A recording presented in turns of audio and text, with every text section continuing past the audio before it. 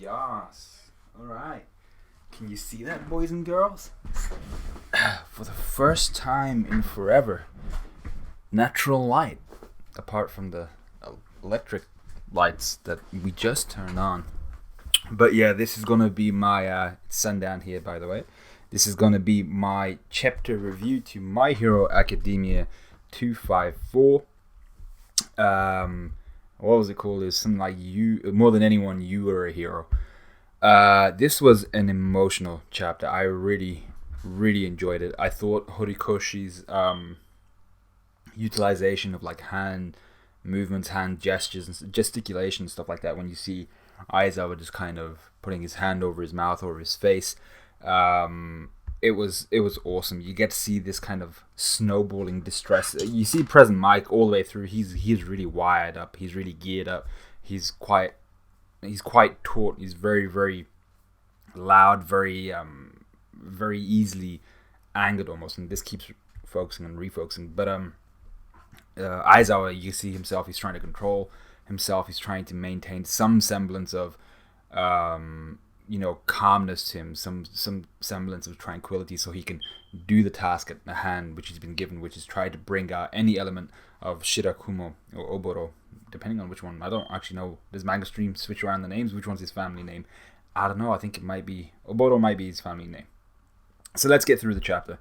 So we start off with a little bit of a flashback where we see this guy Oboro Shirakumo, and he's the third friend. He's like basically one of the best buddies, part of the Three Stooges of present Mike, Aizawa, and himself. Apparently Midnight should be involved in this trio, but apparently Horikoshi didn't want to include her in My Hero. And these guys all appear in Vigilantes, by the way, I think it's called, which is kind of like a My Hero side story. I've not read it. I think it would have been a good idea to have read it, because apparently it's once you've read that, this has so much more impact and so much more meaning. It's just that I know if I start reading it, it'll probably be something that I want to start reviewing, and then I'll have a fifth manga to review, and then that'll push out my schedule even worse than it already usually is. So probably not a good idea. Anyway, we see these guys. They're talking about much like kids will do. They're at UA saying, yeah, this is awesome. We're all friends. What we should do is we can solve any crisis together. Let's form an agency when we're older. And just after he said that, he got caught up in a collapsing building and he died. This Oboro guy, Shirakumo, their best friend. So then you come back to the prison cell where Kurogiri is, and we find out that Kurogiri is a Nomu, and that Shirakumo's corpse has served as a base for it. That possibility is very high according to Gran Torino. And this is very weird, because Kurogiri has shown none of the former characteristics of even the high-end Nomus. The Nomus themselves seem to, they're devoid of like any kind of emotion, in the sense of they just seem to be fighting machines. They are incapable of speech. And even if they do say one or two words, I think, did High End say one or two words? I think he might have done. But they're very, none of them have spoken the way that Kurogiri is eloquent. Kurogiri is completely fine. He's almost human as opposed to, a Nomu. And apparently he is. Kurogiri has not shown any elements of multiple quirks.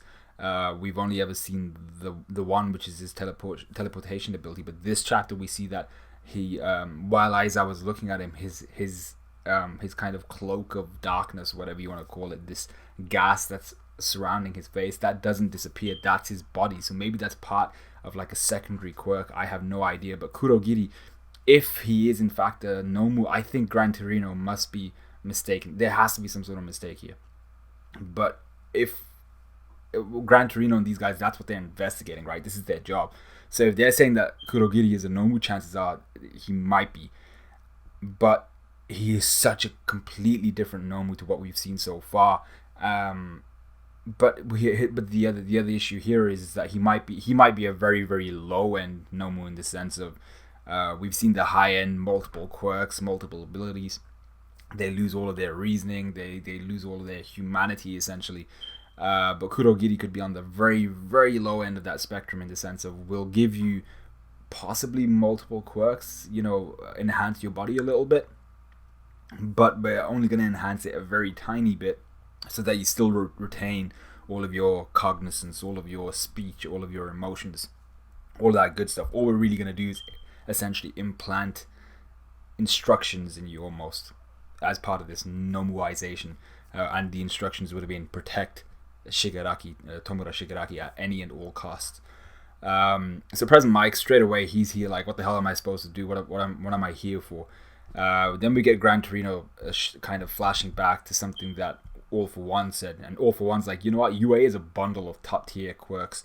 So the logic adds up. It's like you can just go around scrounging from basically this 5-star restaurant, which is UA, in the sense of all of these quirks they just put out on a plate for me. They're in the bodies of kids. All I need to do is go there, pluck them out, take out these freaking quirks, and GG. I've got a whole bunch of solid ass quirks that I can give to adults, that I can give to athletes, that I can give to killers, murderers, whatever, and they can most likely learn to utilize those quirks far more efficiently, far quicker than these kids would. So what Gran Torino believes is that Shirakumo's body must have been swapped out during the cremation process, and then he was transformed into one of these nomus. So what they essentially task President Mike with, and what they task Aizawa with, is, we want you... Well, Aizawa actually asks first, this is important. He's like, why did you call us here? If you're expecting some sort of miracle to happen because of our strong bonds, I'd say you've watched one too many movies. So I thought that was badass, because that was like Horikoshi straight up calling out all the other shonen, like, you know what, forget this strong bond shit. That's not gonna work in My Hero. And I was like, yes, do that, Horikoshi. Call everyone out. All you guys with your my nakama and all that shit. All you guys with your fairy tale bullshit. Nah. All you guys with your Taizai bullshit as of late as well. Nah. We don't do that shit here. We don't believe in that shit. Gran Torino then goes ahead and starts explaining to Aizawa. He's like, wait a sec. Well, with a strong enough basis, we could probably flip this a little bit, because what we saw of the behavior of the high-end Nomu in Kyushu, which is the one that Endeavor fought, is that it had a distinct personality. It had an attachment for fighting, an obsession with fighting, strong people, strong adversaries. And from the burnt DNA test from the corpse that was burnt, the DNA test that they performed on that, they found out that it was just some thug that had that exact same personality trait, fighting in the underground arenas. And what Aizawa kind of clocks here is, so you're saying that it retained its personality, even though it was made into a Nomu, it retained the personality of the base human that was used to form the body of this Nomu. So Aizawa was like, yeah, but I've already fought and encountered Kurogiri once. Never once did he speak similarly to Shirakumo. Never once did he recognize me or hesitate when he saw me or anything like that. So Gran Torino's like, they may have experimented on him, altered his memories, all of that good stuff, probably even erased his memories. So what they're being asked to do, Aizawa and President Mike, is somehow, some way, we want you guys to converse with Kurogiri and bring out this lingering attachment of Oboro Shirakumo. So bring out the Shirakumo in Kurogiri. We want to see that and possibly gain some sort of intel, whatever it is. So this becomes a very shonen-esque kind of thing. Like, can our friendship bring back Shirakumo? So there's arguments for both sides of this, right? If it's successful, it'll be pretty cool. Seeing Shirakumo come back, seeing Aizawa, President Mike, how emotional they are bringing back their friend. That would be pretty awesome. But at the same time, Horikoshi just having called out, that trope of, my friendship will pull you back from the darkness kind of thing, that Aizawa just already mentioned a few pages ago. We're not expecting some sort of miracle just because of our strong bonds, right? So I'm kind of hoping Horikoshi also sticks to that as well, in the sense of, you've called out all the other shonen with that kind of comment. So I'm kind of hoping there's a failure here, in the sense of Aizawa and his friendship and President Mike's friendship. It doesn't bring back Shirakumo. There's just no way to bring him back. He might have some lingering personality traits, but he's not going to bring back Shirakumo himself. But seeing as this is kind of like a shonen manga, I feel like there is going to be that element of Shirakumo's personality coming back. So then it's gonna have been a weird conversation in the sense of Aizawa calls out shonen trope and proceeds to follow that same shonen trope and is successful through it, and I'd be like, that's a bit weird. Anyway, Aizawa utilizes his quirk. He's looking directly at Kurogiri. And what President Mike notices here, they wake up Kurogiri because he'd been knocked out because he was trying to use his quirk. So what President Mike notices here is that even with Eraserhead looking at Kurogiri, his body is not, that fog around his face is still not dissipating. His actual body is now composed of that fog, which is also another weird thing. All the other Nomu seem to have been physically solid at least, but Kurogiri himself seems to just be this gas, and I'm not sure how they how his Nomuization and Nomuzation was different to the rest. But like I said before, I do believe he must be on the low end of the spectrum, just simply because he can actually think, he has high level thinking, and he can speak, and his emotion seems to still be intact. So one of the first few things that Kurogiri says is, how is Tomura Shigaraki? Is he well? He hasn't been captured, has he? Displaying interest, displaying a care for this kid that he's been told to take care of. And Aizawa was like, "You're worried about Shigaraki?" And he, what's his name? Kurogiri's like, "Yeah, but of course it's my mission." And you see here Aizawa already clocking on. He's like, "Oh shit, this guy might be Shirakumo," because what he's thinking is, that's exactly how Shirakumo used to act towards me. He used to just, he would take care of me just because. And I'm only doing this from inference. I've not read Vigilantes, but that's what I'm assuming. And then President Mike's kind of reaction really solidified that for me when he says, "Sucks to be you," to Kurogiri. He's like, "I can't think of a shittier mission than looking after that emo punk." And then he just stops in his tracks and slowly turns his head towards Aizawa like, holy shit, this guy might actually be Shirakumo. And he's like, "I don't resent my mission at all." And you see President Mike looking at Aizawa just sweating. And while he can hear Kurogiri saying, "I just can't leave him alone. It's in my nature." It's the exact same way that Shirakumo, I assume, would have been towards Aizawa. I can't leave him. It's in my nature. I want to be there for him. I want to look after this guy. So that's why President Mike, he's just there like, holy shit. And I love President Mike's reaction when he just looks over at Aizawa like, "Oh my god, I've just realized that's what this is." And then Aizawa himself, he kind of brings his hand to his face, and then he's just like, and I'm just like, yes. Like, we know that Horikoshi, I think, has mentioned before that he enjoys drawing people's hands. He feels like they're a very emotive piece of body language. But here, it's such a human response to having heard that information. Aizawa trying to maintain his cool, trying to get Shirakumo back out of Kurogiri, and just kind of doing that, and then just motioning. It's such a natural motion.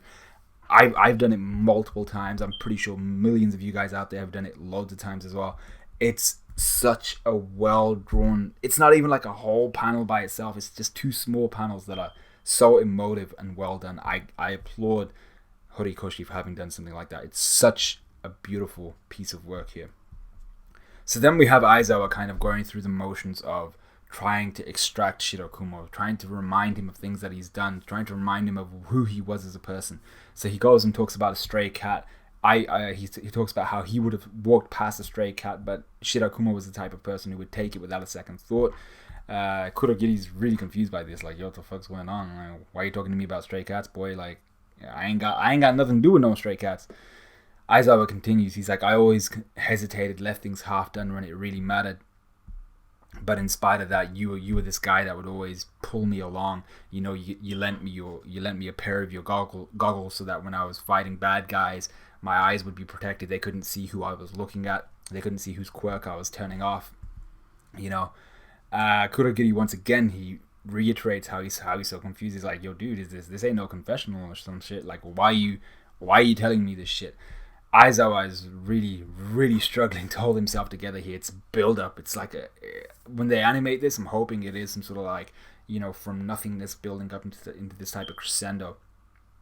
Aizawa's like, you always lit up a room, kept looking ahead without worrying about the consequences, even though when you die, there's no second chances. And then we actually get we get some backstory here, kind of, with Aizawa explaining, or Present Mike explaining the strictness of Aizawa, when he expels kids, and the fact that he doesn't actually completely expel the kids. So he says Yamada, who's Present Mike, and himself are now teachers. He talks about how strict he is with these students. Gran Torino's like, yeah, here's got a long list of expulsions to his name. Present Mike here explains, or through some sort of, not really a flashback, we just see the results of Aizawa's, what are they called, expulsions.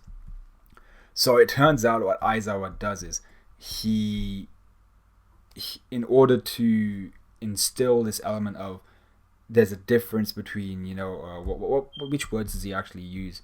So there's a difference between self-sacrifice and throwing one's life away, right? Self-sacrifice is, in this situation, there's nothing more that can be done. You need to put your body on the line to save your friends and your colleagues, to save civilians. You have to do this situation. This is a moment of self-sacrifice. This is a Nightai moment, right?